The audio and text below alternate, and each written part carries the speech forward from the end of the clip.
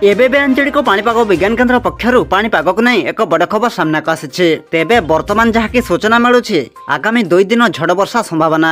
भारतीय पाणीपाग विभाग आईएमडी रविवार अर्थात आज संध्या प्राय 6टा पर्यंत ओडिशार 4टी जिला ऑरेंज वार्निंग जारी करिछि। तेबे आसंतु नजर पकाइबा आगामी 2 दिन केउं सब जिले में अधिक झड़ वर्षा होबार संभावना रही एवं केउं सब जिला को सतर्क करिछि पाणीपाग विभाग। से नहीं वीडियो संपूर्ण अपडेट जानिबा, किंतु ता पूर्व वीडियो को गोटे लाइक करंतु एवं भिडियोटी को आपण मानक सांगसाथी मानक अधिक मात्रा शेयर करंतु।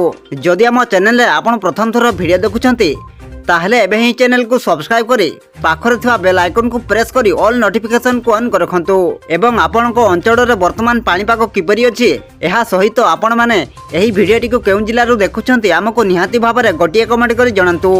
सूचना अनुसार आगामी 3 घंटा मध्य बलांगीर, बरगढ़, मयूरभंज एवं नुआपड़ार किछि स्थान रे घंटा प्रति 30 रु 40 किलोमीटर बेगर पवन बहिबा सहित मध्यम धरणर झड़ वर्षा एवं वज्रपात होई पारे। रविवार अर्थात आज सकाळ पर्यंत केन्दुझर, मयूरभंज एवं सुंदरगढ़ गोटिए किंबा 2टी स्थान रे झड़ वर्षा सह वज्रपात एवं पवनर बेग 30 रु 40 किलोमीटर बेगरे पहुंचबो बोली कहा जायछि।